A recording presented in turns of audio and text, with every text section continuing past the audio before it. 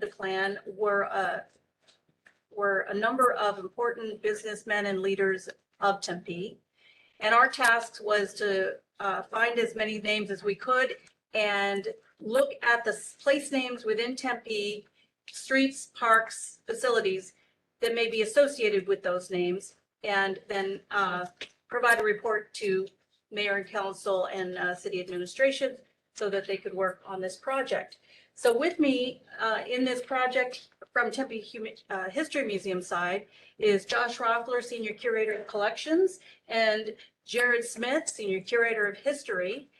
Josh will be presenting on the people of this project and Jared on the places. So after we're done with this presentation, if you have any questions, we're going to be here to answer those. So Josh, I'd like to turn it over to you.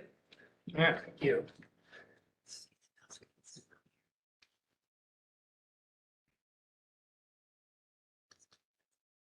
It's not advancing. Advance the slide. Is it because that isn't? Oh, something happened. There we go. Okay. Does that work out? Then there's also the sort of the pop-out box that's covering the caption. I don't know if that's movable at all. Okay, yeah, that'll work. That looks good. Okay, great. Okay, thanks once again. I'm Josh Roffler, Senior Curator of Collections from the Tempe History Museum. I just want to start off by showing you a photograph.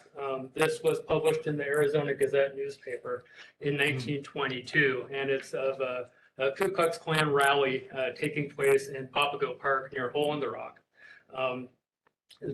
Picture images and the greatest, but you can kind of make out what's going on. There's a row of men, Klansmen in their hoods and in their robes. Down below them is a group of another group of men facing them with their hands raised. And according to the caption, this is a swearing in or an initiation ceremony. And also according to the caption, there were hundreds of men in attendance at this Klan rally. There's really no question that the Ku Klux Klan was active in Tempe in the 1920s. This was a time when the Klan was at its peak nationwide in terms of membership. They got very, very organized in the 20s. The national organization sent out recruiters all over the country who were very successful in starting chapters in communities really everywhere. In Arizona, there were a number of them. There were a number of cities who had clans. Phoenix, Globe, Prescott, Yuma, to name a few. And then in Tempe, where, as Brenda mentioned, they were called the Butte Clan number 3.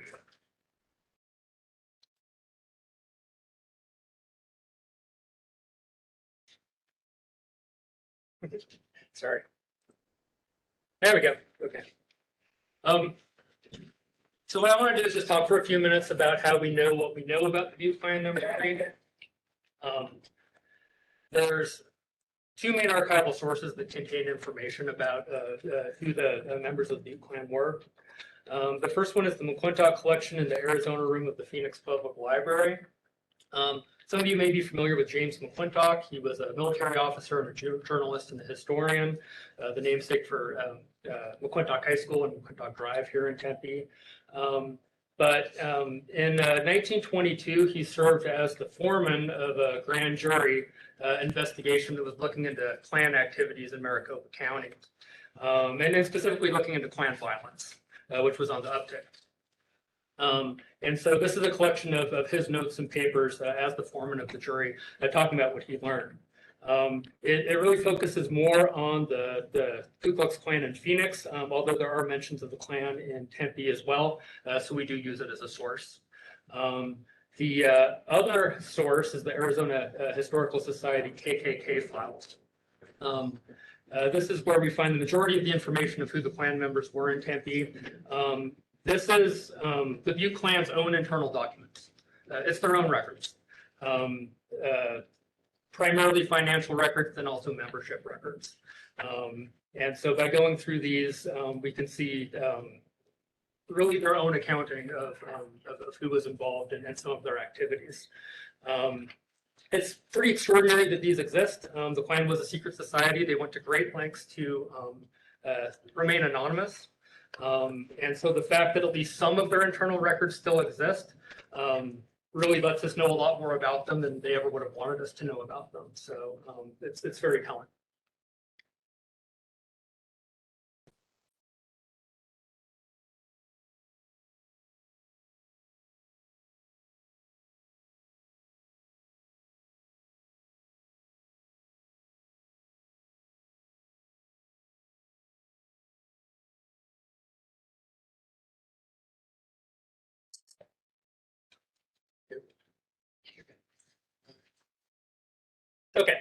So we're going to be looking at some documents from these sources. This is just a starter document from the Arizona Historical Society KKK files. What it is a document showing the primary beliefs, core values of the Ku Klux Klan. And you can kind of go through it and see, but just so there's no question about what the group was all about, right at the top, second item is white supremacy. So when we're talking about the Klan in the 20s, we're talking about a white supremacist group.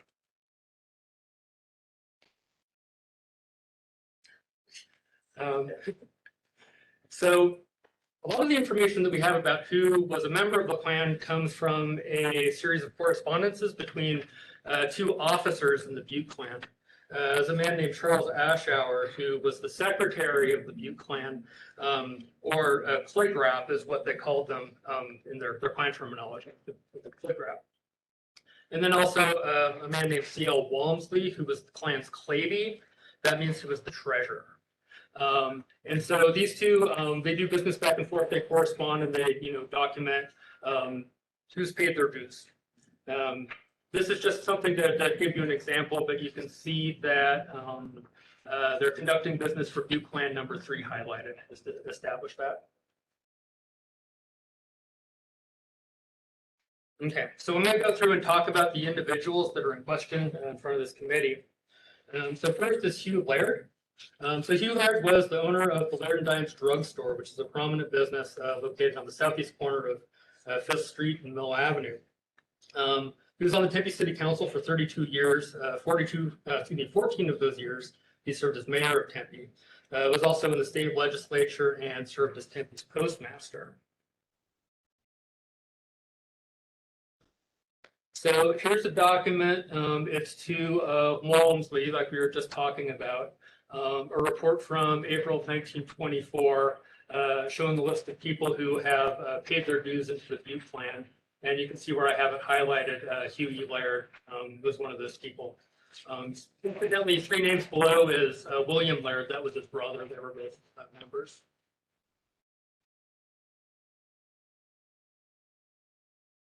This is another document. This one's from the McClintock collection.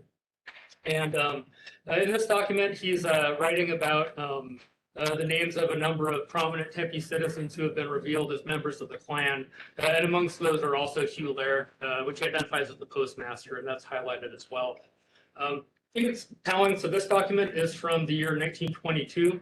The one previously was from the year 1924. So I think this establishes an involvement in the Klan over a period of years.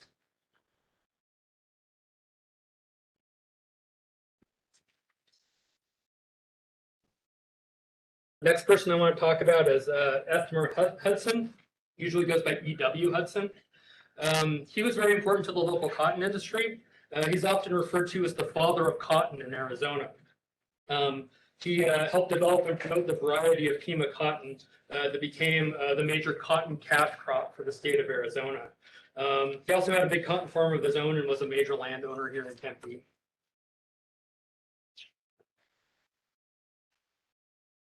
So again, going back to the KKK files, you see this document. It's a report to Walmsley from Ashour.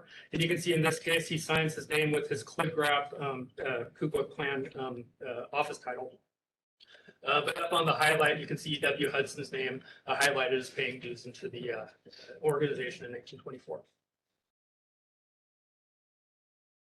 It's another document from the Klan files.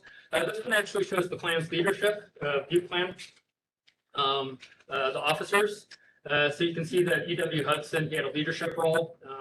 He was called a cloak hand, which, as far as I can understand, what a cloak hand is an advisor. It's somebody on an advisory board that helps the Klan make decisions about things. Also on this list, you can see Ashour is the Kligraf and Walmsley is the Clavey that we've been talking about.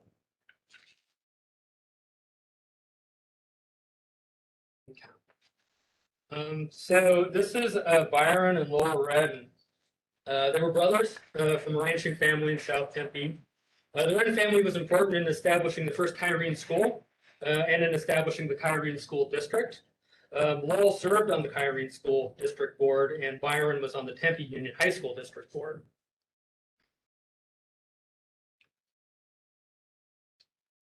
Here we're going back to a document that we viewed previously, again, Walmsley and Ashhour, but you can see the first highlight is Lowell Redden, and then down below Byron Redden are both listed as paying their dues. Something that I think is notable about this document is the column on the left. What those are membership numbers, and they were assigned to Klan members in the order that they joined the organization. Lowell Redden is listed as number 7, which tells me that he was an early member of the Klan, maybe a founding member. It established in either 1921 or 1922. This document's from 1924. So again, I think this demonstrates an involvement over a period of years.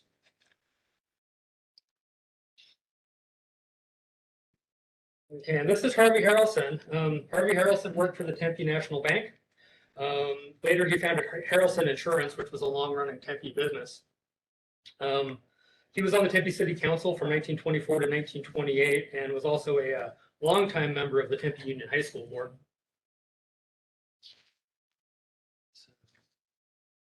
So here's a document. This one's from 1925. It's to Ashhour from Walmsley. And you can see underneath the dues in the top portion, Harvey Harrelson listed there. Also in this document, you see another appearance from Lowell Redden. The name is actually misspelled there. It's R-E-D-D in this, but I'm sure it's a typo. But Lowell Redden's listed here as a member again. And then down below, we see E.W. Hudson again listed. And in this case, it's making a donation to the Baptist Church, which is something that they did. They called out to their members to amass a donation in the name of the Klan to local churches and charities. So that's what that shows. So that's kind of an overview of what the documents look like and how we know who the members are. I can turn it over to Jared now to talk about street names.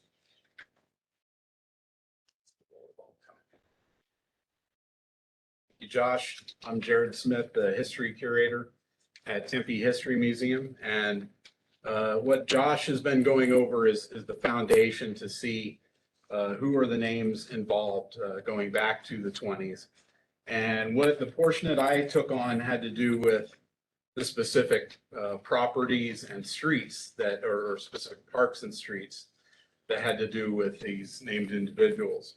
And so I start actually with E.W., the place is named after E.W. Hudson, because it proved to be a little bit more challenging because in terms of there's some confusion because of places like Hudson Manor, which were often associated with E.W. Hudson. However, Hudson Manor is a perfect example. It is not named after E.W. Hudson. It's named after Clay Hudson, who is a Phoenix developer, and I couldn't find anything to relate the two other than the name Hudson. It's basically like having, same people or different people with same last names kind of scenario. So so it doesn't appear to be any relation. And so Hudson Manor, definitely not EW, but a street that we found that's definitely named after E.W. Hudson is Hudson Lane, which is part of the College View subdivision, which is one of the first subdivisions platted basically, well, you can see just before the end of World War II. And in a lot of the records that I drew on, in particular for streets, because streets don't have, often it's not a clear indicator of exactly, a process to go through to be named. So what we have is the subdivision map, which was filed with the county recorder's office. And these are actually county recorder's documents are online. What I grabbed here was a copy of one of them. And you can see Hudson Lane, and E.W. Hudson, his wife, and another couple were the folks who were the developers behind College View subdivision. So Hudson Lane is over there. Well, it's actually just north of the hospital, was next door to Tempe Clinic Hospital years ago. So that's where that street is, definitely named after E.W. Hudson. And then we can see, again, since it's a little tough to track exactly, kind of technically when a street is named, aside from kind of how those names come about, we see here, aside from the county's official registration, we see it gets approval, has to go through an approval for each subdivision by the city of Tempe, which in this case was signed on January 11th, 1945 by Mayor W.W. Cole. So it's, again, this just gives you an idea. It's not necessarily a formal process it's certainly not a process for the street name, unless somebody say totally objected to a street name, but which is generally unlikely. So another source we get occasionally are, of course, local newspapers, because they're the organ of record. In this case, it's not about the naming of the park per se, or the next place that we're talking about. So part of our confusion with, again, Hudson Manor and even Hudson Drive, which is in Hudson Manor, Hudson Drive is part of the subdivision. Again, no indicator that it's named after EW. So even though, again, it was often thought of that Hudson Drive was named after EW, we find no connection except to Clay or C.A. Hudson, the developer. And so the reason that I put this article from September 30th, 1954 from the Tempe Daily News up here is because it mentions this park, which was part of tract number 4, basically the 4th subdivision of Hudson Manor. And it includes a recently purchased 5-acre city park site. So when that subdivision was created, they intentionally set aside this small 5-acre parcel for a future park site. And when the city acquires park sites, they have to go through a process. Every city park goes through a process to get a name. Even back at this time, the city had a process where they would often talk about whether they would have to be named after pioneers or somebody like that. And so there's the park area, which is part of that unit number 4, filed with the county recorder's office in September 1954. The area in question is tract D. That's literally Hudson Park today.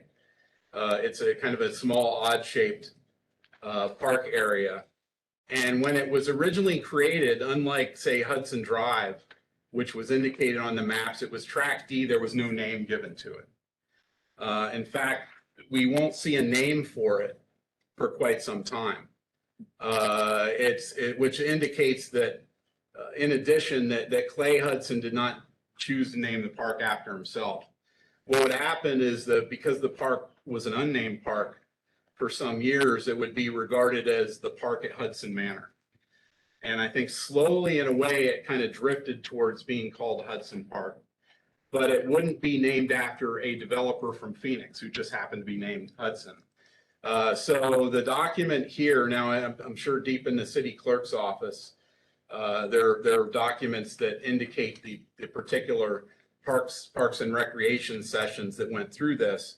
But you can see highlighted in yellow up here, Hudson Park the year it was named was 1960, and it was named after a civically engaged citizen, Ester E.W. Hudson. And so we know for certain that the park was named after E.W. rather than Clay Hudson.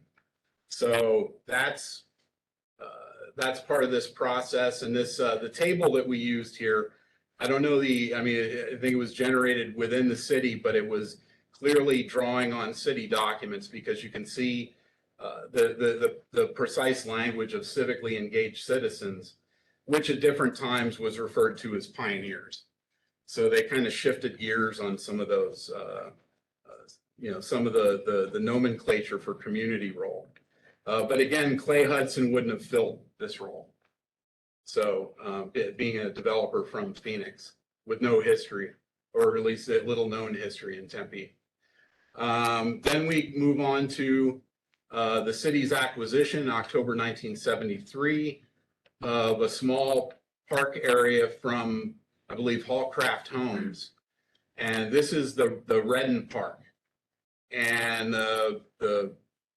we'll be actually looking at some documents that show the city process, but if you see the same council naming activity document right here with the highlights, The year the park was officially named was 1974. And it's covered up on the right-hand side, but it's the James Redden family is what it refers to as. And that's fine. The civically engaged citizens is an indicator for that. Oh, sorry. Oh, gotcha. Okay. Sorry. Something that people can see. Yeah, there you go. All right, thank you. Yeah, James Redden family. So we'll look at some of the process in the next documents coming up, because it didn't actually start out as per recommendation from the Parks Board to be named Redden Park. The Parks Board initially named the site the Kyrene del Norte Park after the school next door. But there was a gentle reminder given to them that the city did not have the city policy did not, basically the process was not to name it after an adjacent school property. It was to name it after, again, after civically engaged citizens, or pioneers as it were, other people, basically, people that had some kind of connector to it, and not an adjacent park facility or school. So they went through the process again, and what was submitted by one of the board members was the Redden family, and which included, you can see highlighted to the right, Byron A. Redden and Lowell Redden. And the recommendation that they voted on then that went forward to the city manager's office on June 12th, 1974, was to name the park Redden Park. And so, again, these records are found in the city clerk's office. And here we have an additional connector that actually ties Byron Redden to the naming of the site, because so there, at times people have said that, well, the park site was on Redden land. It was not. In fact, it even talks about in the history here that where he did have a farm was about a half mile north of Guadalupe Road, between Rural Road and McClintock. And so that's the proximity. So it didn't have anything to do with specifically the Redden family living on that particular site, which I don't think there's really any examples of parks named that way. And this is actually a map. It's a 1926 land ownership map drawn from the records at the state capitol that shows Byron Redden's farm up there. That's Guadalupe is the middle line right there, and on the right-hand side, you can see McClintock. Left-hand side, you can see the lines going down is rural. And then the red dot right there, it marks the location of, or the rough location of the park.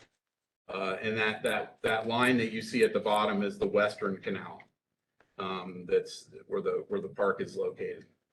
So that's, again, to give an idea that if there had been some intention to name the park that way, that was not the case, but it also just shows kind of part of the process of naming.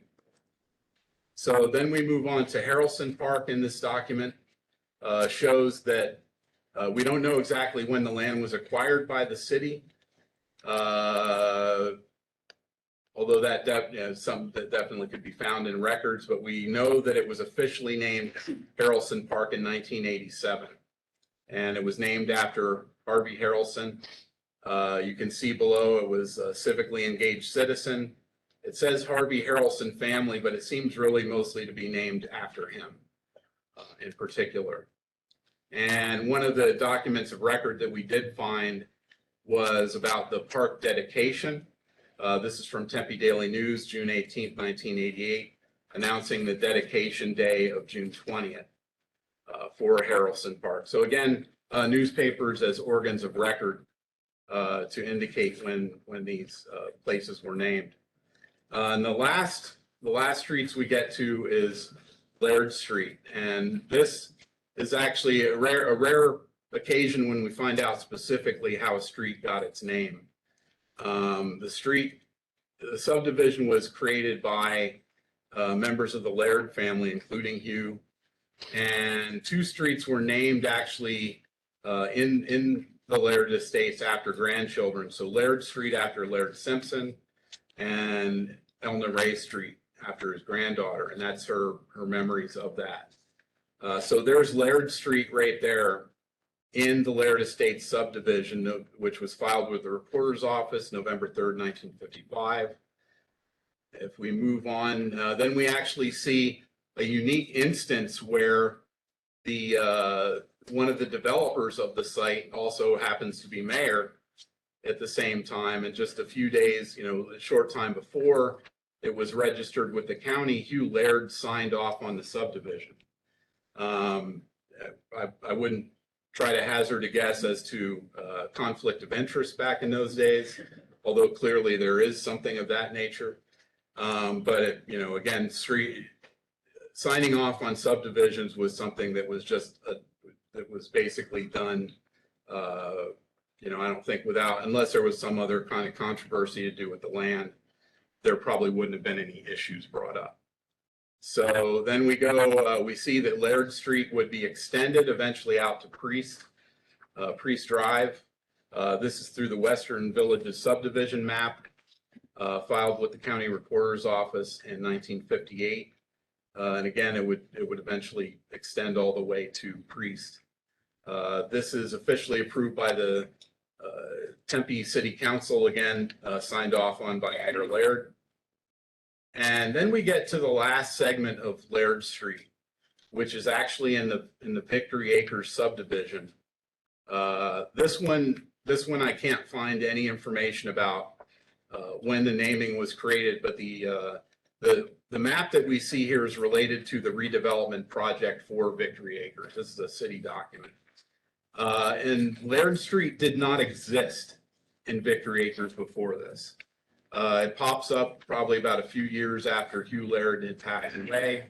I think Mayor Laird had been involved in the annexation of this area, so potentially that is a connector, but almost certainly it's named after him. But it's one of those things that kind of popped up, and it, just in relation to this development project. And it does actually follow the alignment of Laird Street way over by McCamey School and Priest Drive. So it's another connector for the street as well. So we see here no specific date assigned or any details associated with the process of approval for this section of Laird Street in Victory Acres.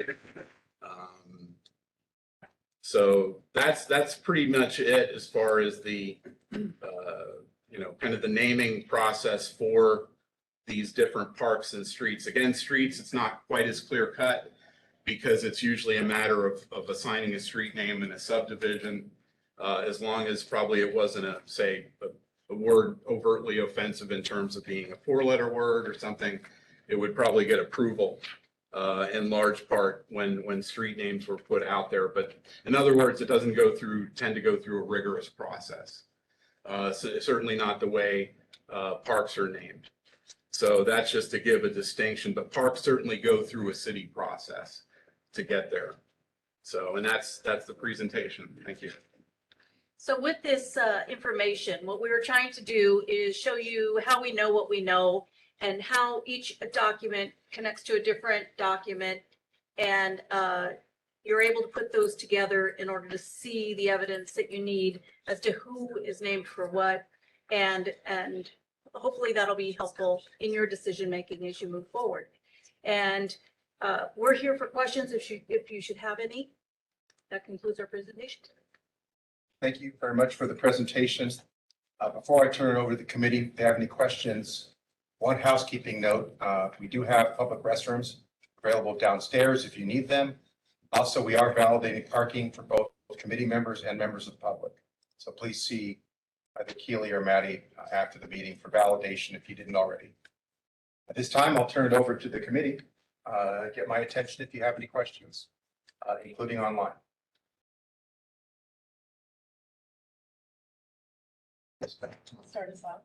Just want to thank the staff and distributing staff for all of the incredible due diligence and work. And I also want to thank Mr. Sullivan as a community member, an amateur historian and journalist who has done a lot of research into this area. And he actually sparked a lot of the discussion from research he did, reading other testimonies and other reports that he found in the library when he's studying history at ASU. So I want to really commend him for his involvement. So, this is, I think since last October is when the council considered this, made the decision to do the renaming. And, it's not, the issues are, complicated. And like you say, we really want to make sure we have the evidence to back up each assumption and before we change the place name, because there will be costs involved for sure. Changing driver's licenses, the utilities changing addresses, like there's costs and certainly inconvenience involved for the citizens. But in my mind, it's something that we're doing that is much needed, and it says a lot about Tempe, that Tempe is willing to look at its past and discover its past and to reveal, what has not necessarily been apparent to others in our history. It's important to take a look, an uncomfortable look at yourselves as we proceed through this tumultuous century. So I just want to thank you for all your hard work and eager to begin the process of renaming. I know that to their credit, the Tempe Elementary School District has done this 2 months ago. They tackled the issue of the schools, and they weren't required to. This is a task they took on voluntarily, and they did much community engagement. They were to be commended for the results, and I hope we'll have a similar process where we can come to agreement on names that will best represent Tempe and our very diverse history. Thank you. Other comments or questions? Question about just what, if you, other than finding names listed, and I know the KKK was a secretive organization, was there other information that you found about the KKK's activities, actions, things that happened in Phoenix, Tempe, any of these areas? Because, that would speak to the fact that these people were members of this, organization and were participating in things that clearly were discriminatory. Did you find any actions, activities that would be? Yeah, so you're right. A lot of there's a lot that we don't know because of the secretive nature of the organization, but there's some that we do. Like I mentioned before, the reason why in 1922 Maricopa County started a grand jury investigation is because there was an uptick in Klan-related violence. There were some pretty ugly incidents where people were kidnapped by the Klan and taken out and beaten in the desert. Sending a message to the community. This was done very publicly, and so definitely by 1922, right here in Maricopa County, the Klan had a reputation for being violent.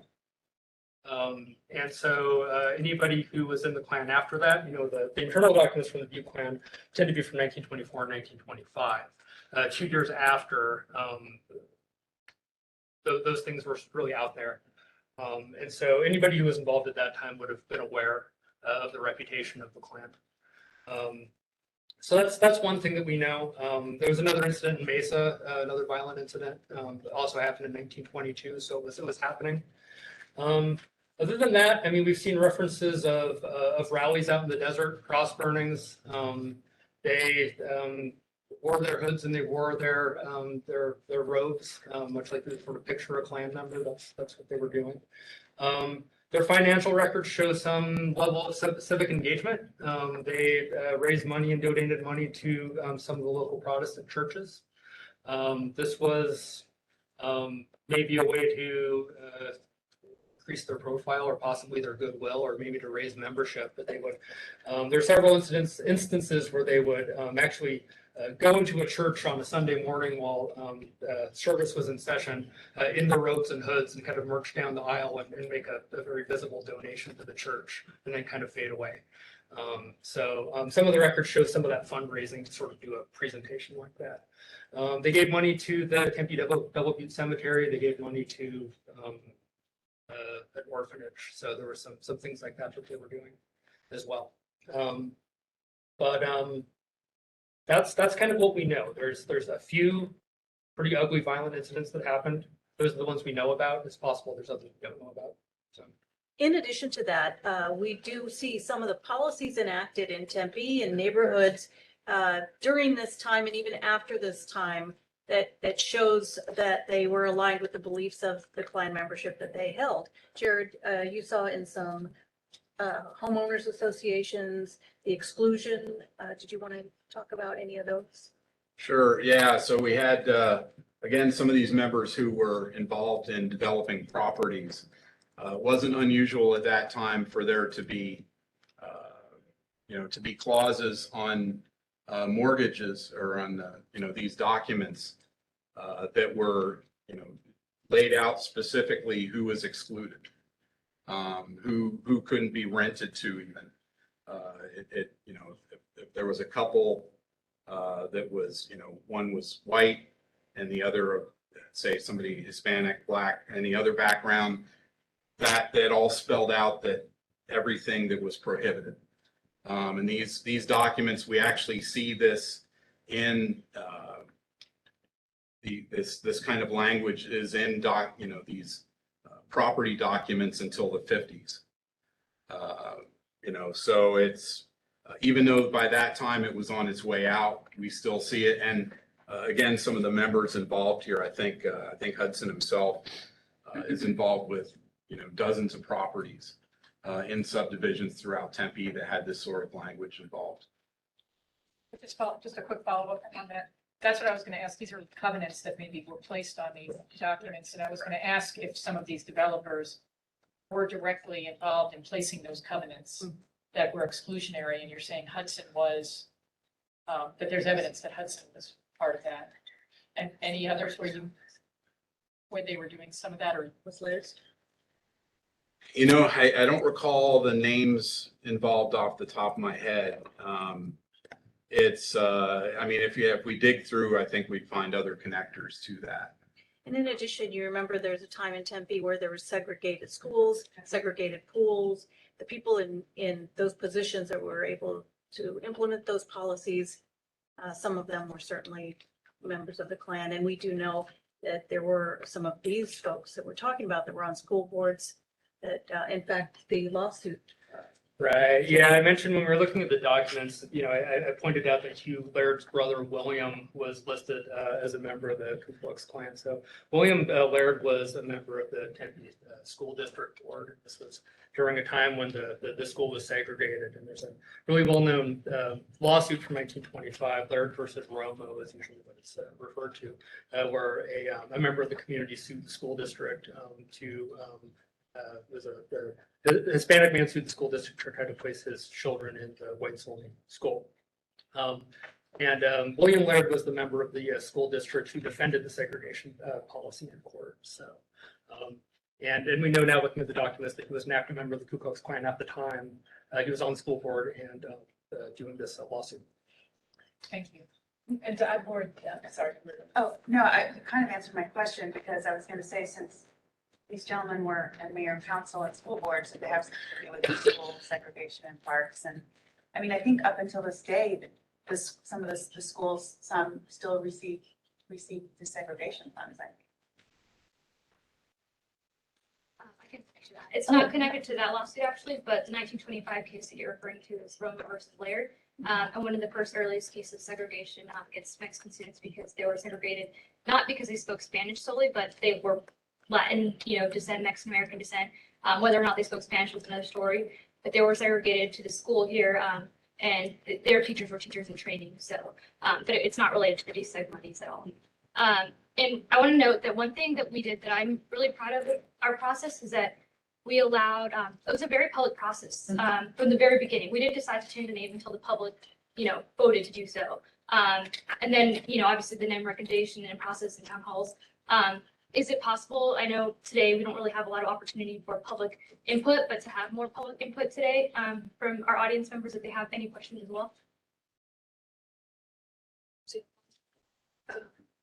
Yeah, Mr. Chairman, I guess I'll take a stab at that. I'm actually going to talk about that in another presentation, the public input process we already have in place. And I know that Chairman Ching was planning to have a dialogue with all of you about how you might want to further increase public participation in person or in any other way. So if you want to just maybe wait until that point in the process, we can revisit that issue.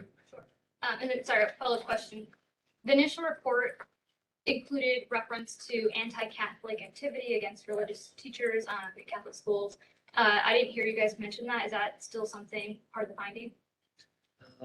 Yeah, it is. So the Ku Klux Klan during this era had a variety of biases, I guess. And as as recruiters were going into local areas, they would often sort of capitalize on what the biases were in that area to sort of get people to join the Klan, if that makes sense.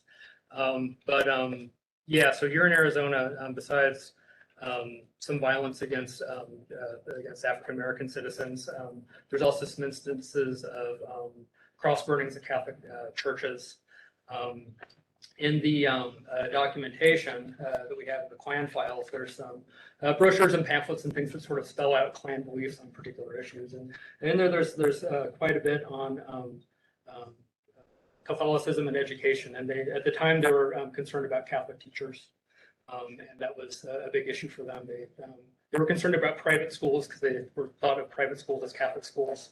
And they were concerned about Catholic teachers being in public schools. I wanted to point out with Romo Jones, typically, well, at that time, a woman couldn't bring suit. And so it was Romo, Adolfo Romo, and his wife, Joaquin Jones, were very much involved with this and very much behind the scenes. And that's an important consideration as we consider names. And it was important to note that it was one of the first challenges to Plessy versus Ferguson, the major challenge being Brown versus Board of Education. And that happened here in our town.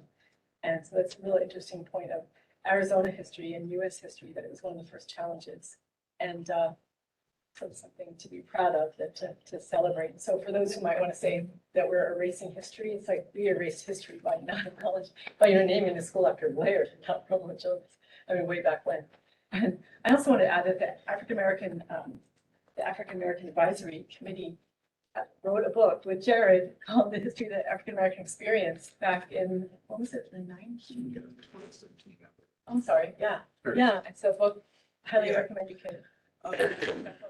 Actually, Jared wrote the book. But you guys were in the. We were just committee there. that was- But some of these findings were developed first. And I mean, they did say yes, that the things that he put in the book was correct, but Jared actually did the research and wrote the book. Well, and the community voice was a big part of this project, was to make sure that people's voices themselves got out there about that.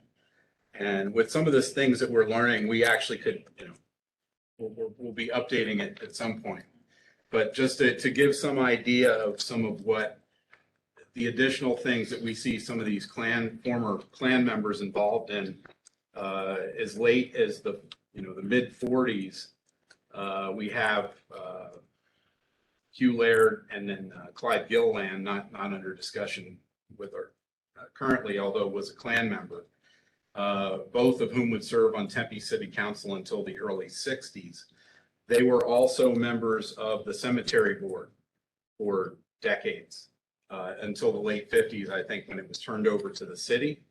And in 1944, when the cemetery was expanded, when they bought, when there was a huge addition, we know also because it was submitted through the county, or the county recorder's office. When the southern part of the cemetery essentially became, well, at least it looks like it became the African American part of the cemetery. And so that's, I think that's things to look in for future. What I've been able to find so far, and there's a lot more to go through, but what it looks like so far is that the majority of that southern tip of the cemetery are African Americans or other people of color.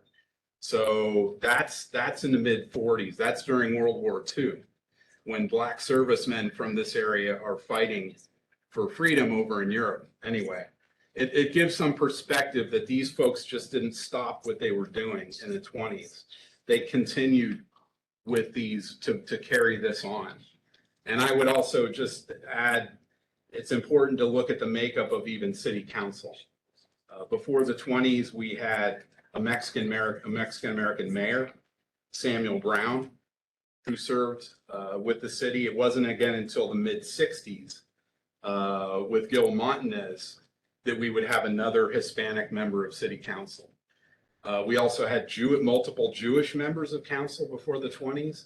The question will be to look at after that, after from the 20s on after and into the early 60s, what was the makeup of council?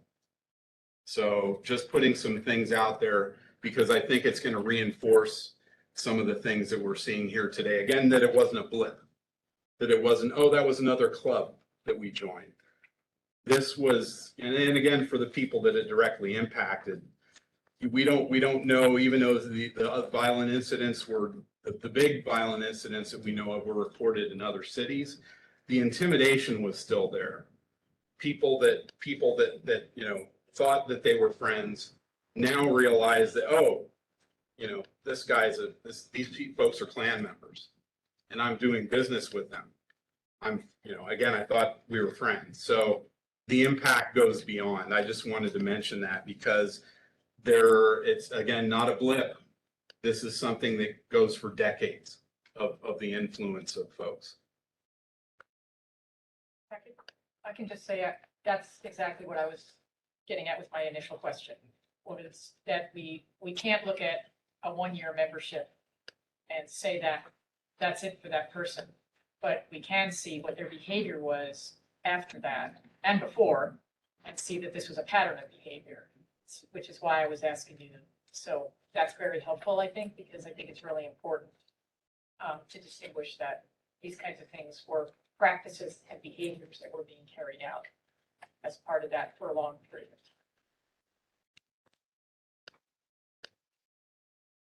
Thank you. Anyone else, either virtually or on the committee or in person? Any other questions for our presenters? Okay. Hearing none, we'll move on now to agenda item 3B, which is review of the ad hoc committee's charge from the city council. And for that, I'll turn it over to Keely Harrelson. Hello, thank you very much, Mr. Chairman. So as we've already discussed, these are the areas that are impacted. I'll try and make this quick so we can get to your public process conversation. These are the 3 schools. Just to give a little bit more information on the what Monica was talking about, the elementary school district did a process by which they renamed those 3 schools. They had a public process where they did community meetings, attend online survey beginning of 2021, voted to actually change the names on May 4th, and then had public input on name ideas in May and June, and then voted June 22nd to actually change the names to new names. And these are the new names. The people who are recognized are all employees of the Tempe Elementary School District. Geneva was a 29-year teacher and is reported to be the first African-American teacher at Gilliland Middle School. And she worked until she was as a substitute teacher until she was 8 years old. Joseph Spracali was an assistant principal and a principal. He worked for the Tempe School District for 35 years. And he is still the current president of the Tempe Elementary Impacts Education Foundation. And Cecil Shamley was also a school employee and a principal and an assistant principal for 22 years. And he was behind creation of the development of the kindergarten readiness program at Laird School. So they chose to pick folks that had a connection with their school and with those types of backgrounds. Did you have a question? Yeah, just to go back to the last slide, just to clarify. Okay. Slide says that those actions were taken by the school district in 2021. They were actually in 2022. Oh, I'm so sorry. No Yes, problem. I'm sorry. Want to make sure it was clear that happened I'm so earlier. sorry. this year. No, you're good. Just want to verify that. Thank you. Okay, that's what I get for typing that up too fast again. My apologies. So moving backwards, I need to go backwards one more time again. I'm sorry. the committee charge here. So back in October of 2021, the council did meet and saw some of the research that we saw today and discussed the idea of whether or not to change the names of those locations.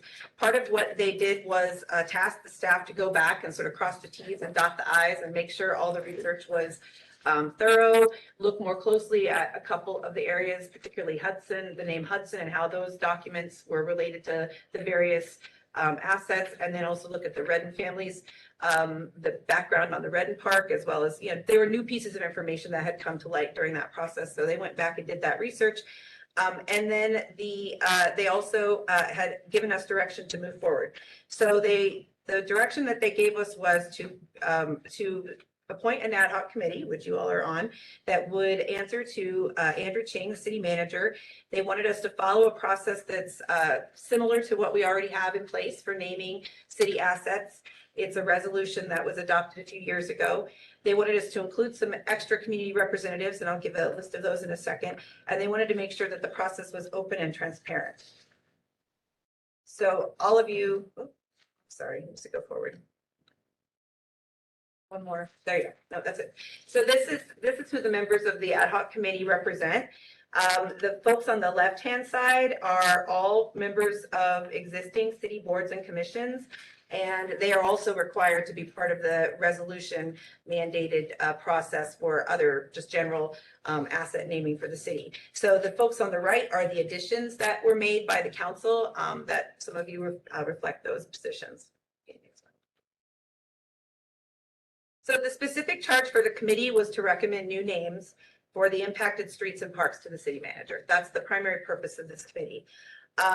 The council also wanted the committee to provide information and take public recommendations, specifically versus a public forum online. But there's the flexibility to do it more broadly if you want to, and that's something we're going to discuss. They also directed us to work closely with the Tempe Elementary School District as applicable and appropriate. And we have been involved somewhat. I think you have a question. Do you want to take a question, Andrew? Sorry, I'm assuming that was before the change had already happened, because I'm not sure what other Right. efforts. Right, so That's the correct. committee so the council adopted it in October of last year. And actually Brenda and I were at your public hearings for the Tempe Elementary School District. We did talk at those meetings and answer questions about Brenda, about the research, me about the city's process. So we were in communication. We've been talking with your staff throughout this process. So I feel like we've tried to be involved, to the extent it was appropriate till now. But it was also, I think the thought was that this committee would meet sooner probably, but I still think it's, one of the charges is just to work jointly with the school district as appropriate. The council was interested in the ad hoc committee considering landmarks as potential new names. It wasn't limited to that, but they wanted to be sure and suggest that. They also wanted the ad hoc committee to make recommendations for how to reimburse residents and businesses for costs associated with street name changes.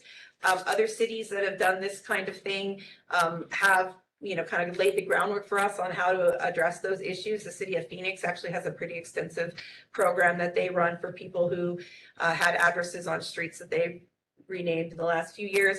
So we've done research at the staff level on that, and we're here to ready to assist you in how you want to move forward with that part of the recommendation and any other kind of help that you need as you meet the charge of this committee.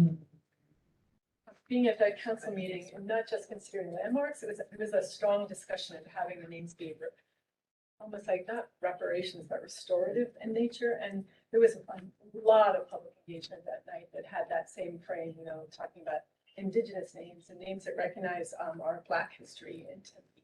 So I want to make sure that doesn't get left off the table, because that was, one thought that someone made, but there were many thoughts that this needed somehow to reflect our diversity and our history and not shy away from that. So that's the reason we're doing it.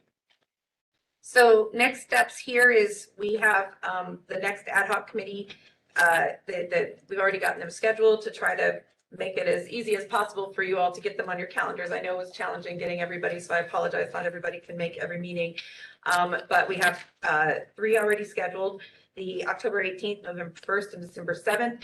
The next three meetings are going to be from 4 to 6 p.m. So they'll be a little later in the day, which might make it a little easier for the public to participate. We'll continue to have these hybrid meetings where we'll do it online as well as in person. So if people want to join virtually, they can. The idea is for the city manager to then relay your recommendations to the city council. That'll probably happen in early 2023. And then the council would approve the names that you all have recommended via Andrew at that point. And also then the city council would work the funding into the fiscal year 23-24 budget to cover any costs associated with helping to reimburse people who may have costs because of name changes of their streets. So that's it for this section. I can just go right into the public process section if you like, or if anyone has questions about that. Pause and see if All right. any questions either online or in person, based on what Julie just presented. Yes, Julie. My question, kind of going along with what Lauren said, was, well, what is the purpose of, let's see, about renaming after landmarks, or what was that about? I was trying to capture, Mr. Chair, Julie, I was trying to kind of capture in a summary what was said. One of the things I think it might be worthwhile doing, if you haven't already, is listen to the meeting that occurred at the city council to hear yourself what they said. But I felt like there was a strong emphasis on landmarks and to Lauren's point, to potentially, Indigenous landmarks that were important to Indigenous communities was brought up a couple of times. And so that was just something I added. So I don't mean to misrepresent it or like devalue others, but it was on a PowerPoint too. So I'm kind of taking what was on that PowerPoint and moving it to this one just so we have consistency. But I do think it'd be good to listen to the hearing yourself so you can get an idea of what was said. Is there a way to invite the participants of the meeting or the people that sent in comments and invite them to further meetings? Because We did actually tell everybody who attended that meeting and signed in with public comment cards to this meeting. We have a list that we sent information to. question over here. From other cities that have gone through a renaming process, are there examples that we can get from them in terms of the guidelines that they went through for the costs of renaming, how they went about, coordinating that, et cetera, to give us input? Yes, there are. I would say one of the best ones I found so far was the city of Phoenix's, and maybe I'll just send afterwards a link to their website where they talk about that, so you guys can see what they've done. But yes. Any questions on the WebEx? And Madeline, you're taking okay. notes and running the meeting. So, okay, well, Okay. let's get to the public process if that's what you're Thank you. interested in. Go ahead. Go ahead. Okay, so let's talk about the public process. So I'm going to actually show some websites here. Oh, gosh, backwards. I'm sorry. So touchy. Okay, so we have two websites that are really important to this process. The Tempe.gov renaming website, which I'm hoping some of you have looked at in all of the vast emails I have sent you, has all the information that we have to date on it, including the actually, I'm just going to go ahead and forward it. It has, oops, now it's not working. No, it should-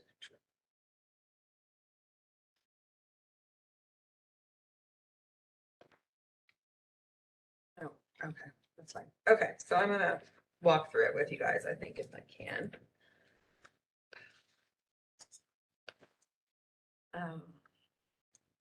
Sorry, this mouse is really sensitive. Get bigger. Oh, I can't actually, because I don't have the capability. All right, can you please do this? Anyway, let me talk about what it has on it. So at the top of the screen here, you see on the left-hand side, the meeting notice, which is the agenda that you have before you. Brenda and her team, with the help of our communications team, created this video, which is an overview of the research that they had, at least at the time that we did the video, and their process that they went through to document the history records. If you scroll down, it's basically the text of a press release that we did, and it has the meeting times available, the upcoming meeting dates, and the background, a summary of the background, as well as the link. Then let's go all the way to the bottom. of 4 areas. So how to participate in the naming process. This actually takes you to a survey, which will come, oh, there we go, that's fine, where you can input your ideas for names. So if you go through there, it asks you for your name and address. You can do it anonymously if you want to. And it gives you a spot where you can input your ideas for new names. If you go to the next steps, it, talks about this process we're going through now. It allows you to sign up if you want to get emails about this. The next one down are member, you guys, your membership. And then the last accordion is the meeting I was talking about, the October 21st meeting of the city council and the PowerPoint that was given at that particular meeting. And then what we'll be doing is putting all of your work up here too. So we'll have a recording of today's meeting, the presentations that were done in today's meeting, all of these things will all be put at this one website. So go to the next, try to get the slides up again. Well, that was the forum. We already went through that. That's okay. Yeah. So let's just go to the next one. I'll just go through. There we go. So like I said, the ad hoc committee information, agendas, membership, the videos of the meetings, minutes, future ad hoc committee meeting dates, the video, all the historical background, and a sign up link to receive information. So is there anything else, I guess that would be my question, that you all think we should add right now to this main website? I think we actually linked to the school district on here too. I didn't much, but it does. It links to their main website as well about their project. Yeah. Maybe a more illustrative timeline of process. I think that can helpful with your other projects in the neighborhood.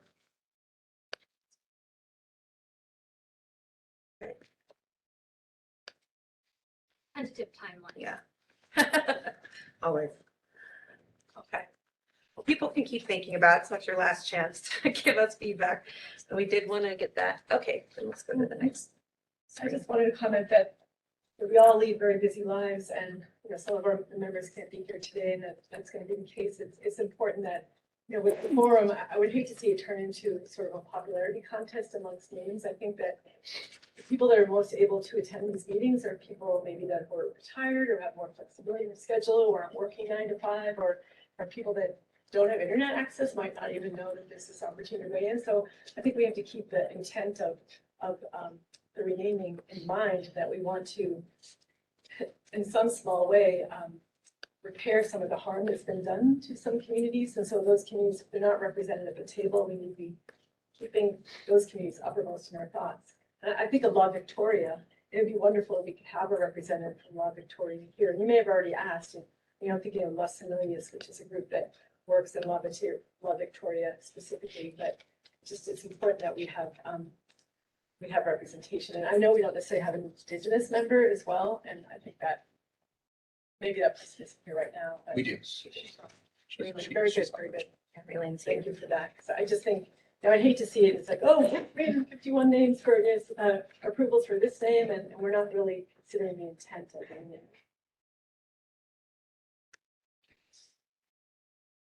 All right.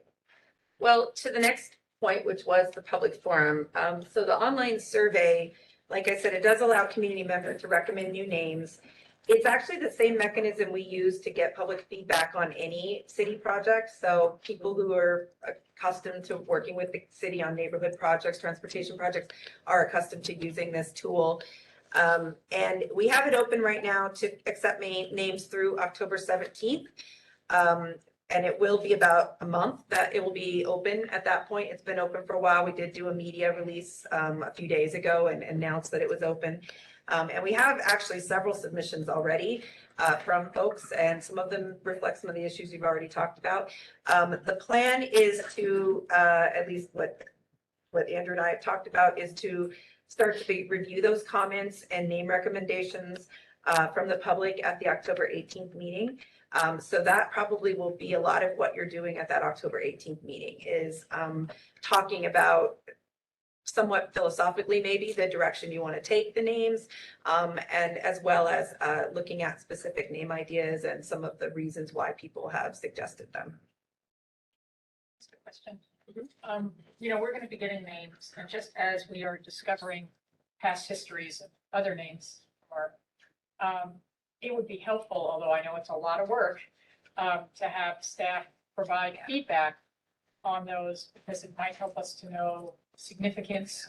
Also to know if there's any past histories that we need to be concerned about with any of those. So we may get names that sound great, but then we need to dig in a little bit. Yeah. See, so hopefully that can be part of the process. I know that's a very rapid turnaround and staff's already busy, but I think that's a Well, critical piece. Yes, we actually have built in a fourth meeting for that very purpose, is to give them a little extra time to help with that. I think if you guys could narrow it down to sort of maybe a group of 10, or, I mean, that's for you to decide, but some manageable group. And they might not all be individuals. Some of them may reflect something else and not just individual names. We'll have a few weeks for the History Museum staff to help us look into the background of individuals. That was the idea. Lauren brought up an interesting thought that the people here right now aren't really a representation of the individuals that were affected by the KKK. And I find it truly interesting because La Victoria, which is on McClintock and University, correct? That's where Laird Street currently is. I find it interesting because that was the first part of Tempe that I moved to. I moved here from California. When I was 19 years old. I'm 31 right now, so 12, 13 years ago. Most of those people that were living in La Victoria, mostly Latinos and African Americans. There's a gang over there called La Victoria. My family that I moved here to become family with, my stepbrother was part of that. The people I hung out with was part of that. So I think it's very important that when we come to this discussion on the 18th and moving forward, that we truly take into account. And like, as much as I love our city council, no disrespect, Warren Kubi, I did not join this commission to follow what the city council is recommending for us. I think this needs to be independent from all of us. Take what the public is bringing to us very serious. And I think this needs to be strictly, I forget the word you used, but to restore those populations of people, whether it's African American, the Native population, or even in the public discussion on this. The public was able to speak about it. One of the first two people that showed up were natives, and they even said there's no representation for them, whether it's here in Tempe or throughout America. So I think it's extremely important for us to take that serious and not go with the easy route, which I think is a landmarks, but I think we need to approach this and take the hard route and hold these individuals, these people that were part of the KKK who were racist. We hold them accountable because they were not held accountable in the early 1900s, mid 1900s. And we see that all the way up until 1960, their thoughts, their philosophies were still enacted here in Tempe and throughout Arizona, whether it's the school board, whether it's legislative, whether it's being a mayor in this city right here. So that is continuing to show up throughout the day, so like to today. And in the last 40 years, so we really have to I believe, go to these groups of people who were affected, and that's our charge right there. I think that's what we need to stamp is for them to show that they're going to be represented in our streets. Because what I'm going to ask, if you guys can provide, if you guys don't have it, if you guys, with all the streets, the parks that are currently named, if you can provide the race of those people, to see what the representation is, whether they're white, whether they're Asian, whether they're Latinos or African Americans, even natives, because I think that would help us understand where we need to, who we need to represent when we're renaming these streets, parks. So the ones that are in question, the race of the folks that are currently named for those ones that you're considering? I mean, everything in Tempe. Kind of, I get it. Everything in Tempe. If you're able to. As I understand what I think you're saying is if you have that list, it can help you to understand where the representation currently exists and how naming might help to kind of rebalance that representation. Exactly. Is the idea. Okay, got it. Thank you. Yes, Julie, and then Lauren. So I think in Phoenix, but I know in Canada and other places in the country and US, there's been a sort of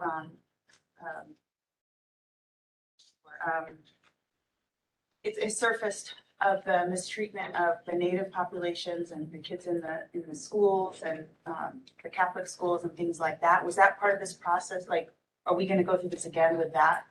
And I don't know how much of the KKK was part of that, or I don't know. I can't speak intelligently about it. I don't know if I'm making sense, but it was unearthed basically that I think, one of the main roads, Indian School Road. Like, is that part of this process too? Or is that gonna be a separate, are we aware of any of that in Tempe?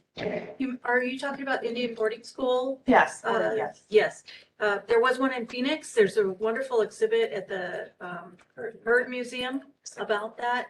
There wasn't an Indian boarding school here in Tempe specifically. Well, one thing I guess I would ask, I am familiar with some of the groups, particularly ones that, former council member Kubi mentioned, but I think it would be helpful for staff, for all of you to reach out, but if there's specific groups you want us to engage with, to make sure that we get their their recommendations for names and make sure that they're kind of monitoring this effort, it would be helpful to have that information. So please, we'll talk after this if we could, just to make sure that we do that. So moving on to the next part of this, yeah. So I know the African American experience in Tempe, that book mentions some prominent Black families, first settlers, and the family, the Lewis family. I wonder if we could have some. Sorry? Can you speak up, please? I'm sorry. I'm like that Seinfeld character, the person just sort of mama. The African American experience in Tempe, the book, it details some of the illustrious first Black families that moved to Tempe.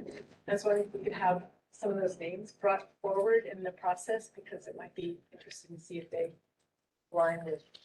Lauren, Joanne has already provided some names, and I'm sure we'll be looking at others we were discussing earlier before the meeting started. So certainly, yes. Hello, this is Lynn. I have some comments. Yes, please. Thank you. Go ahead. I just want to say that the public forum is how you want everybody to go to the website and put in, their name suggestions. I know for the indigenous communities, a lot of the communities don't really access the internet. There is a different way that should be followed to incorporate the indigenous community in the name renaming process. I'm sorry, I'm getting feedback on my laptop, so it's really affected my comment here. Raylan, if I may, if the feedback is bothering you, you can always, there's a chat function where you can type your thoughts and we can read those. As if it's difficult for you to speak them, we're happy to get those if you want to do that. Otherwise, if you can continue, that's fine too. Okay. So with the renaming of places, that is a Western society view. It's the Western tradition of naming places after people. And it's for indigenous communities, we don't name things after people. It's not part of our tradition. It's, once a person of standing passes away, we are not allowed to repeat their name because we want them to rest in peace. So we do not rename anything after any of our people that pass away. So when it comes to we know that it's a practice now with this Western concept of renaming places, streets. But if you want the indigenous communities to participate, then the city needs to make a presentation to the communities that are interested in to let them know what is going on. Like, I know I'm here representing the 4 Southern tribes, but I can't be the singular voice, you know. Like, I will have to ask the city if they would be willing to make a presentation to the 4 Southern Tribes Cultural Resource Working Group to provide this information to them and what they're looking for, because the background information we need is what sort of archaeological sites were in these areas. You know, our ancestors did live in what is now city of Tempe. They built their villages along the Salt River, and a lot of the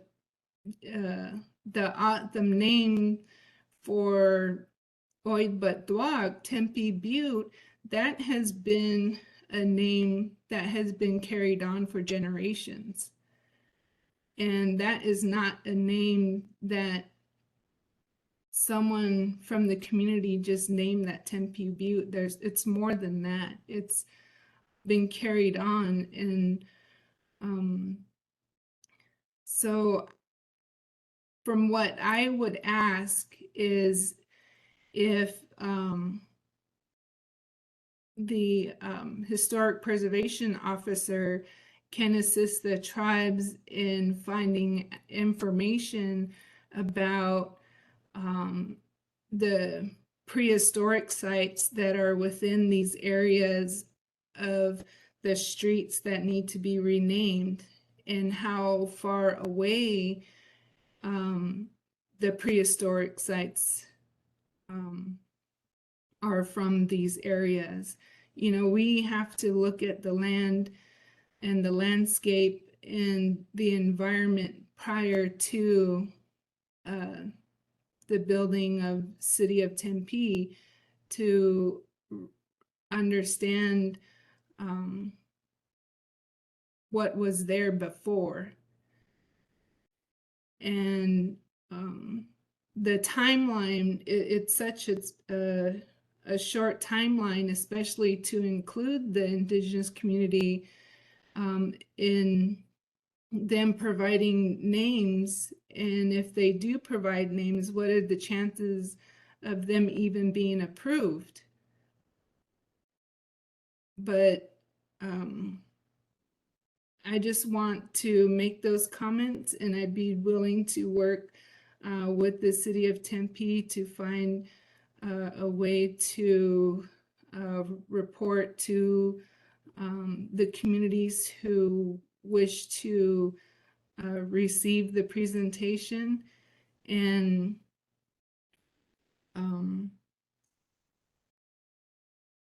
that's all I have to say right now.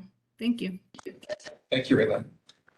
I would just ask staff to follow up with Raylan on some of those suggestions about outreach for future meetings. Thank you. Anyone else comments before we go back to Keely? Well, I think, thank you. This was the kind of feedback we wanted, and I'm struggling to find something that would work for your schedules. We have the committee meetings we have, but I think it's up to the chairman and the committee. If you want to have a longer time frame, that's, I think, your prerogative. So we're open to do whatever you want us to do.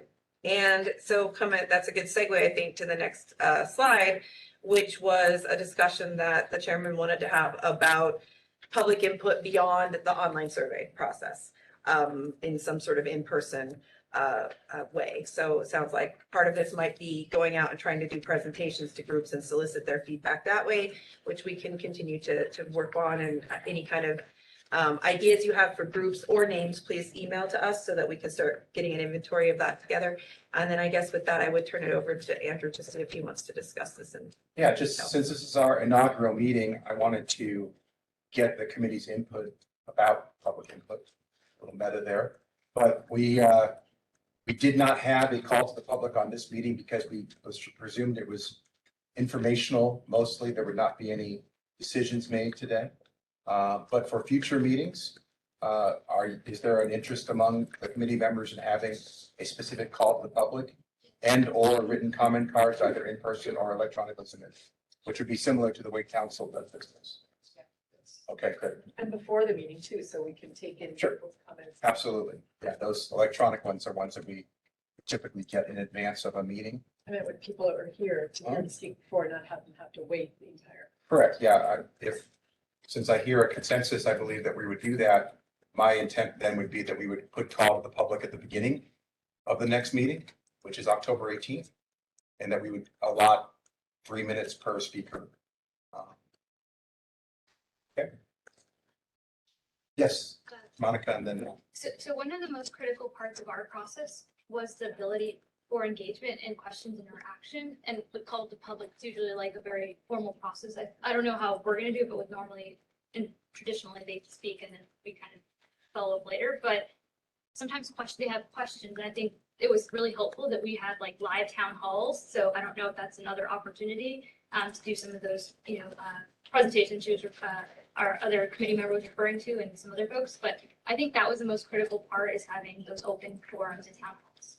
That's a good suggestion. I'll just say maybe our third or fourth meeting, we go to the full 4. One of them might be, maybe we change the forum and the time and the length to allow for more of a town hall style. Here's a sort of a list of finalists of potential names if we get to that point, putting those out into a town hall format and having people be able to provide more direct feedback in a meeting like that, perhaps. Can you remind us, Monica, I believe, I was a presenter there, and I do believe that there were cards that people needed to fill out and turn in, and those comments were then recorded into the record. And that's how they managed the public input there. People were there to listen. Is that correct? Yes, and we also had every email that was on the topic was also given to the board, every single survey, everything. It was like quite a packet. We'll do that too, Okay. as we get them. Mel, and then more. Go ahead. I guess I have a little bit of a concern. If we do open up for comments, 3 minutes each per person, having watched the city council meeting, we may be here for 4 or 5 hours. And if there's an agenda discussion that we as a committee need to have at the next meeting, I think you probably need to impose a time limit that says, hey, 1 hour is for open comment, and then you cut it off. So then we can, discuss what we need to do. Yeah, that's a fair suggestion. I appreciate that. You could do 2 minutes. Depending. I hope we have that issue, No, it would mean that people are really interested in. Oh, sure. Talking to us, but I see the wisdom in that. But I was also thinking to reduce the barriers for people attending. People get here in different ways. It'd be good to validate parking for anybody who wanted to attend. We do. Do. Yeah. I mean, I didn't know if the audience. Yeah, it includes audience. Great. If I wasn't That's clear great. before, we're validating everyone's parking. And snacks, no, I'm just kidding. Validate anyone who brings snacks. That's a good snack or a great snack. Thank you. But yeah, water, et cetera, we could probably do something like that too. Other comments from the committee? I think if we find that there's significant interest, adding another meeting, even if not everybody can attend, but if it is recorded, and if we can get just at least a quorum available in some way, that helps too. So if the first meeting of that, we have lots and lots of people, we might want to add another meeting in there where it could be even virtual if need be, or something. Just, it was really difficult for you to schedule, and I appreciate all the effort that you did, but it's just, it could be in our back pocket as something to think about. I'll just add a sort of a point of privilege perhaps from the chair in recognition of folks who have been here today. And we do not have a call of the public today. And we also have some members of the public who are listening and watching online that perhaps as a matter of just privilege during item 5, that we can allow anyone who wants to give any public comment based on what they've heard so far today to have that today, even though it's not strictly on the agenda. If the consensus of the committee would allow that, I would want to, in recognition of the fact they've been sitting here patiently, in some cases straining to hear us, to give them an opportunity to speak if they wish to. Is everybody okay with that? Okay, so we'll do that under announcements. And I'll ask, are there any more questions under item 3C on the agenda for staff? Yes, go ahead. Just so I understand correctly, so are we saying that in addition to the meetings we have scheduled, we may be out in the public, like going to the Victoria Acres or Escalante area to talk to people there, maybe going to the advisory committee, and speaking there? Is that what we're talking about too, to get public input? Potentially. I think that's what we're saying. Yeah, I got the impression it would be staff should do that outreach, but I think if we have a schedule or certain events we're actually doing, we could share that with the committee. And if you're available to come, I think it would be great to have committee members there. We have 20 members total on this committee. We could, at the next meeting, divide it up and say, if we're going to do the following outreach, maybe 3 or 4 go to this one. You can kind of divide up the workload a little bit. So it's not such a chore to get all 20 of us. Maybe that's almost like a subcommittee type structure where they can, at the following meeting, report back on what they heard along with staff. Just a thought. Okay. Hearing no other questions, seeing no other questions or comments, we'll close item 3. We'll move to item 4, future agenda items. We're going to go ahead and review, as Keely said, the public comments and name suggestions we've already received and will continue to receive on the online survey at the next meeting. That'll probably take up a good deal of time, I would assume, and also have discussion. But at this point, members of the ad hoc committee may request that an agenda item be added to a future meeting agenda. Does anyone want to request a specific item be added to the next agenda, other than what we've already talked about? Nope. Okay, hearing none, I will now move to items 5, announcements from the city manager or committee members. Do any committee members have any announcements they'd like to make? Anyone online? Okay. Hearing none, at this time, I would ask, pursuant to our point that we made earlier in the meeting, if there's anyone here in person who would like the opportunity to speak. If you're here in person physically, go ahead and take the seat between Mel and Jared, and you can have up to 3 minutes. Is there anyone who would like to speak to the committee during an impromptu call to the audience today? Yes, please come on up. Go ahead and state your name and your city of residence, and then you'll have up to 3 minutes. Thank you.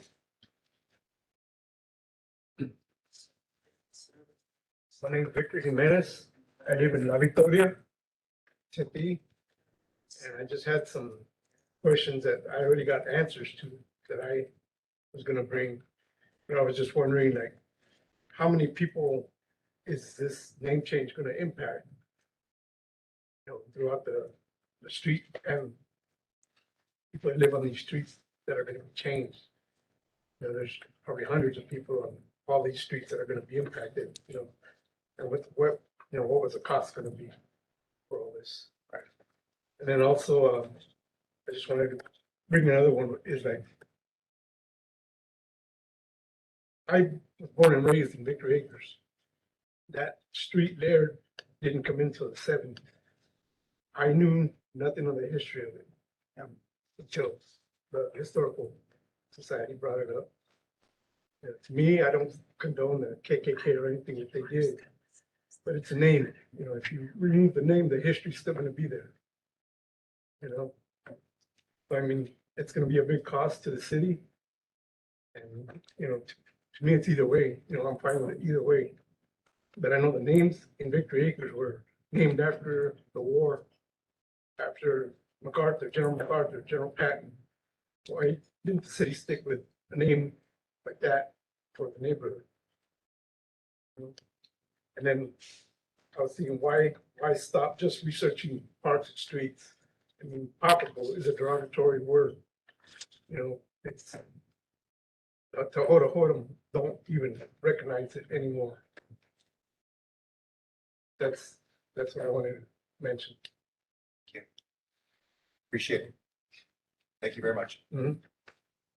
Anyone else wishing to speak during this call to the audience? You'll have 3 minutes.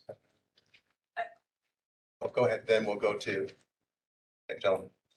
Yes, just state your name and your city of residence. Yep, Melissa Quist, Peoria, Arizona. And I don't have any comments about what we're discussing. I have some logistics questions.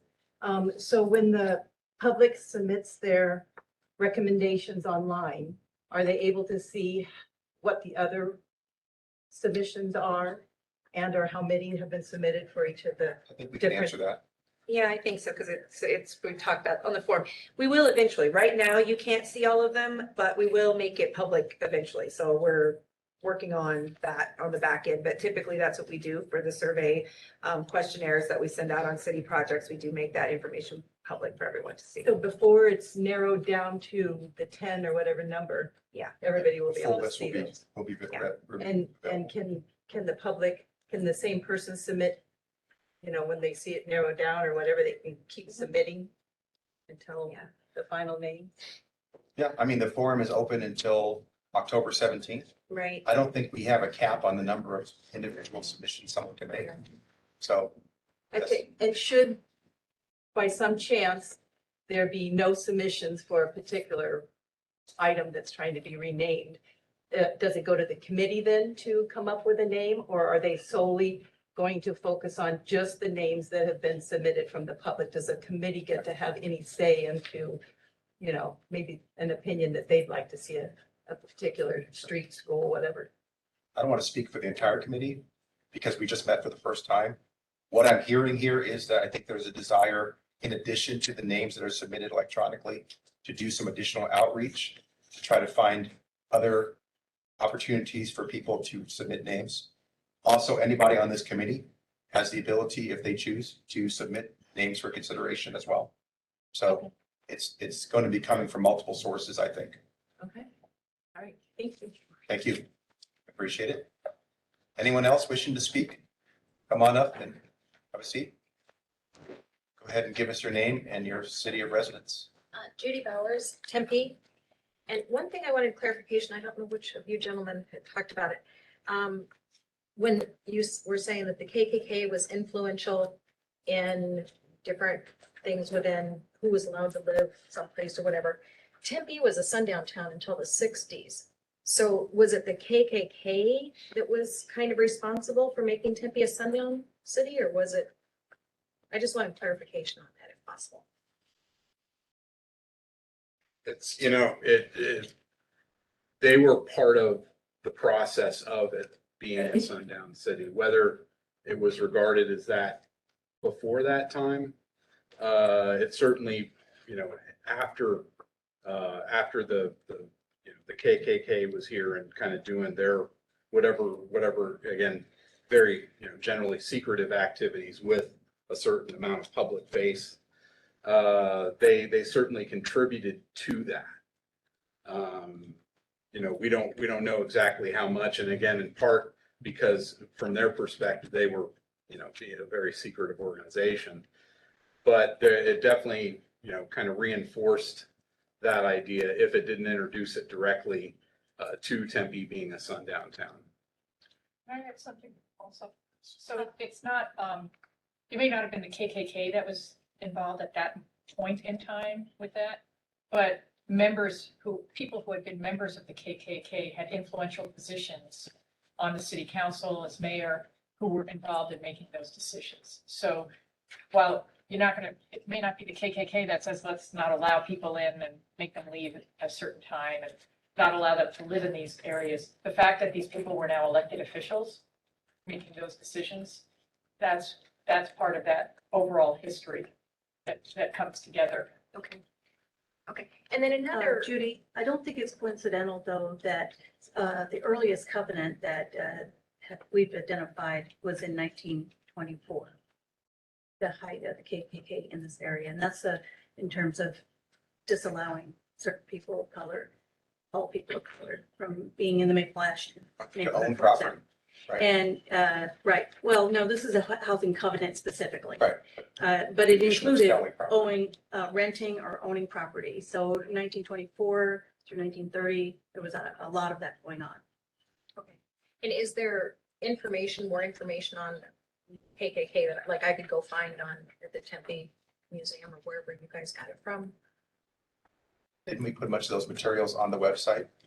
And there was the history of KKK in Arizona that you put on it, or maybe it's only available through libraries. I don't know. Yeah, you mean the journal article that was in Yeah. the Arizona Journal? Yeah, that was published back in the 70s. It's a very, very good article. I don't, copyright wise, I don't know what we're allowed to put on online and that sort of thing, but there is certainly we could give a reference to a good journal article that's readily available and maybe online somewhere. Okay. But the documents that we've all been referencing today that are all publicly available as well. So these archival sources we've gone to, those are public documents that anybody can go and look at. Okay, perfect. And then of course there's the African American Experience in Tempe book, which has lots of great information as well. And that this is available. Okay. And then another question, concern, whatever, fuzziness in my mind. I understand the history of the indigenous people was very important. They were here long before the pioneers came. And I think that history should be recognized and, put wherever it's appropriate. But how much influence did the indigenous people have on the actual starting of the city of Tempe?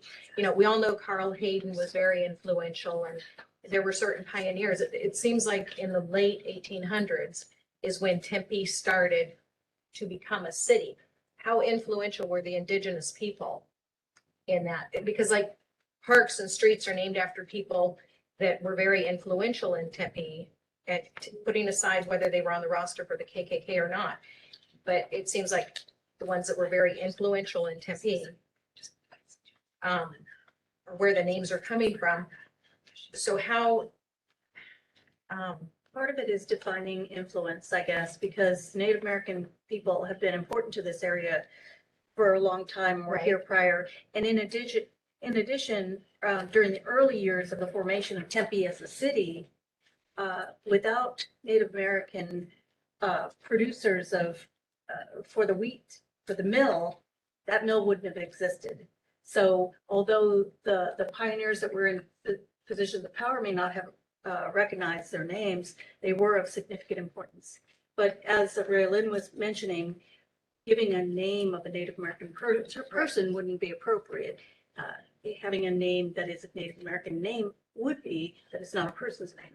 right. Yeah. To that point, I think it's pretty clear that the canal system that serves most of the valley was created by ancient indigenous peoples Exactly. long before there was any Right. European settlement here. And that ought to be And recognized. that settlement, That ought to right, be- so, Yeah, so that those influences come in ways great and small that we may not even know. And to the point that was made earlier, some of that potential to recognize that may have been, the opportunities to do that may have been few and far between during these times as a result of these times. And so the restorative point that was made by a couple of committee members might provide some, kind of impetus for the committee to look at those types of names, whatever they may be. and I think it's important to recognize the indigenous, but I feel like we're trying to erase some of the pioneers and replace it with strictly the indigenous. And I think the two go side by side and not one or the other, because without the indigenous people, certain things wouldn't have happened. Without the pioneers, other things wouldn't have happened. So the two, both sides were very, very important and influential. So. I appreciate the perspective. I'll just say this, just so we can keep, moving with comments, is that we are limited in our charge to strictly the names that you heard today. I think we can all agree that there are ample numbers of parks, streets, and other geographic locations in the city that can and will remain named after early Arizona and Tempe pioneers long after our work is done. So our charge is fairly narrow. I know there was a lot of discussion coming to this point, but the whole charge of this committee is with these particular places, and there's 5, named after these particular persons, what are the recommendations to change those? rather than, kind of see it as a larger fishing expedition to remove names of other people.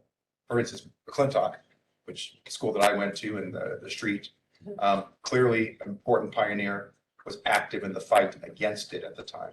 And so someone like that can be both a pioneer and someone who you could point to and say, they understood why, this was so pernicious at the time. So stuff like that, I think, I want to make just clear that we're not here to broaden the scope of our charge. We're here to accept and vet and appreciate and evaluate names strictly for those that we listed today. And that's it.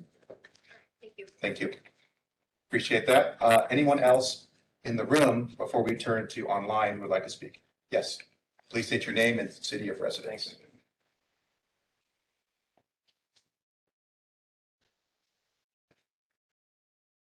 My name is Mario Martinez and I live in Tempe. Regarding the Tempe public places which were named after Ku Klux Klan members, I support renaming them. Okay. While I Sorry, Mario, I'm not going to cut your time, but if you could enunciate, I know some members of the public need to be straining to hear you. I'm sorry. Yeah, let's start over. You'll get the word. Yeah, you'll get your full time. All Go right. ahead. Okay, my name is Mario Martinez and I live in Tempe. Regarding the Tempe public places which were named after Ku Klux Klan members, I support renaming them. While I support the renaming efforts, I question Mayor Corey Wood's true commitment to civil rights. In contrast to Corey Woods, I have the confidence in the professional integrity of all the other city council members to appropriately address this KKK renaming issue. The KKK was a white supremacist group that sometimes promoted violence, including rape. So far, though, there is no evidence that the subject KKK members had any involvement with rape and or violence. When the renaming committee, Ms. Lauren Kuby, was on the city council during the KKK working study session, she dramatically declared, "Silence is complicity." When Ms. Kuby was on the council, she voted to remove former council member Colby Granville because she stated that her vote was based in part that Granville raped a gay minor who was a former high school student where Granville was a teacher. This incident occurred a few months after the 2014 Tempe anti-discrimination ordinance was passed with Corey's support, and it was intended to protect gays. In the last election, when Corey was running for mayor, while vacationing in Phuket, Thailand, Granville publicly endorsed Corey for mayor. It's not pretty. Phuket, Thailand is well known for its pedophile-oriented sex trafficking business. Corey was silent on this endorsement. In contrast to the complicity of silence exercised by Corey, when presidential candidate Joe Biden received the endorsement of a well-known white supremacist, Biden immediately, courageously, publicly disavowed it. Corey's political motivation for his complicity is clear. The man who enabled Granville to get into a high school classroom in the first place was former Mayor Hugh Hallman, who also supported Corey for mayor. Hallman was publicly photographed consensually kissing Corey's head on election night, and Hallman was a Tempe Prep high school headmaster when Granville was hired there. Okay, for Corey to address the KKK involvement of former council members from about 100 years ago, and not to publicly address the evidence of a horrific rape in 2014, which former council members were involved, who were also his supporters. This really shows Corey's true lack of commitment to civil rights. Thank you. Thank you, Ms. Martinez. Is there anyone else in person who would like to speak?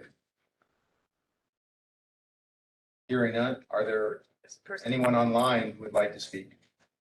Yes, Linda Cabrera would like to speak. Okay, go ahead, Linda. You have 3 minutes. Please state your name and your city of residence. Hello, can you hear me? Yes. My name is Linda Cabrera. I live in Victory Acres in Tempe, or La Victoria. Number one, along with Victor, who spoke because he's also from Victory Acres, I echo his sentiments. At a time that the cost of living has skyrocketed, I question the money being spent on this, but also Like Victor said, a lot of our street names, since we're named Victory Acres, it's named after the victory of World War II. Dean S. Laird was a World War II hero, and per Wikipedia, he was the only U.S. Navy ace to have combat victories in both the Pacific and European theaters in World War II. Laird Street could be kept as Laird Street in his honor. And especially since Laird Street didn't exist until, you said, the 70s, I believe. That was before my time. I was born and raised here. But that's pretty much all I have. Thank you. Thank you, Linda. Appreciate it. Is there anyone else appearing virtually who would like to speak? Any other attendees, not committee members? Anybody else? No one else?